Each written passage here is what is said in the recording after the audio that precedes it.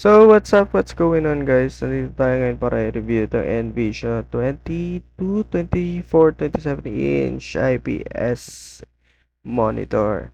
75Hz siya. Nakikita nyo naman. Ah, yan, 24 inch. Ang nakuha kong model is yung 24 inch. Meron siyang white, meron siyang black, and then hanggang 27 inch meron siya. Pero hindi ako bumili ng 27 inch, mahal na yun. Hanggang 34 inch lang tayo. Masyadong malaki rin yung 27 inch. Yung TV nga namin, 22 inch lang eh. Okay. Ito yung black, and then ito yung white. So ngayon review natin siya. Frameless IPS monitor siya. Meron siyang black and white. 75Hz refresh rate na siya. And color calibration siya. At totoo yan, maganda yung kulay niya in-game. So in-game, kung naglalaro kayo, and then kapag nanonood kayo, maganda naman yung kulay niya. And then, meron siyang HDMI and VGA port and low blue light flicker free. Yun nakikita nyo kanina, yung tinutok-tok. Mamaya pala, ipapakita ko sa inyo, tinutok-tok ko yung screen, hindi siya nag-flicker, di ba? Yun di kasi yung one way na para mapakita mo kung wala bang sira yung monitor mo. Katagalan kasi, di ba, pag tinutok-tok natin yung screen natin, nagkakaroon siya ng parang yung parang nagfi-flicker yung screen niya, nagkaka-black, or kada tap mo merong parang mga black spots siya, ganun. So, 90% screen battery ratio, totoo yan, frameless kasi siya, di ba? And then, ito nga yung product, black and white. Screen size 23.8, 24 inch siya, pero ang exact niya is 23.8 inch. So, 75Hz, OD, yan, totoo yan, 75Hz, na-testing ko siya. Pinakita ko sa video mamaya. Then, 40 CD, brightness, goods. And then, 16 by 9 yung screen ratio niya. Sakto lang yan. Normal yan sa mga monitor ngayon. Pag naglalaro kayo, mas maganda yung 16 by 9 pag naglalaro para mas wide yung nakikita nyo angle. Then, 1080p, 920 by 1080p resolution sa screen. Huwag na kayo sobra dyan, guys, kasi pag sumobra kayo dyan, kaya naman yung project ng screen, kaso magbo-blurred siya. Hindi kaya nung monitor natin mag-project ng sobrang daming pixels. Hanggang kaya niya lang is 1080p. Kaya hanggang 1080p lang siya para malinaw. Then contrast ratio 100 by 1, 1000 by 1, okay. Response time 5 ms. Gusto naman yung 5 ms. Wala naman ang problema doon. Di naman siya delay pag binubuksan mo yung monitor o kaya pagka nag-open ka ng computer.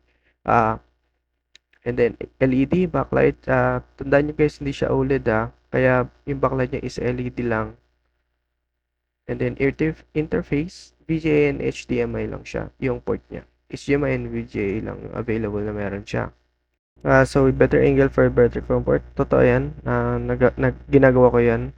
Siyempre, para hindi ka naman mahirapan pagka gumagamit ka ng monitor. Pwede mo siya tagilid or bahala ka na. Nasa yun. Personal yan. So, yun guys, magre-review tayo ngayon nung monitor ko na binili mula sa Shopee. Envision yung tatak niya. Sabi nung iba mabilis daw ito masira, pero sa tingin ko hindi naman. Kasi almost 1 month mahigit na sa akin tong monitor, and hanggang ngayon wala pa akong nakikitang diferensya. Pero sa tingin ko sa mga budget meal na nagbi-build ng PC diyan, eto tingnan niyo, kahit pitik-pitikin ko yung screen, di niyo nakikita yung screen niya na parang nagpi-flicker kada tap ko.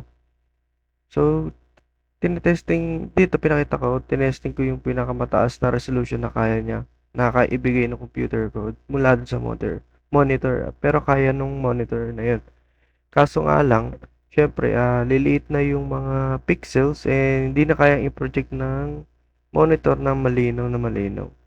Okay lang yun, hindi nyo naman kailangan ng sobrang taas na resolution para sa screen nyo, but budget meal lang to, 1080p lang yung kaya nito. Kaya sana maintindihan nyo yung budget meal na monitor na pwede nyo bilhin sa Shopee. Based on my experience naman, as of now, wala pa akong nakikitang issue mula dito sa monitor sa pag-open. Matagal akong gumamit ng computers at ginagamit ko rin to pang gaming.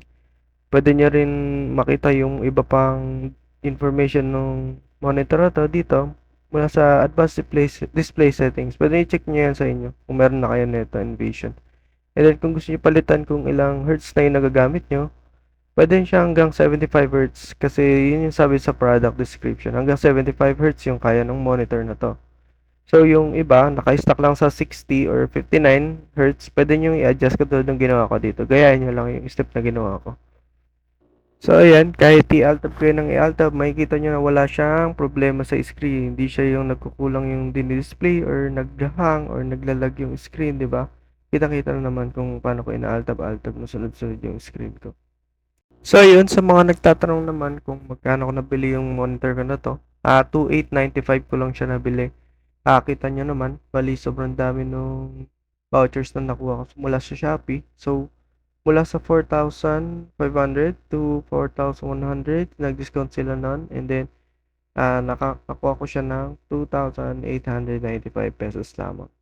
And kung mas marami kayong coins, pwede nyong magamit yon para mas lumaki yung discount nyo na para mabili nyo na yung monitor na yun.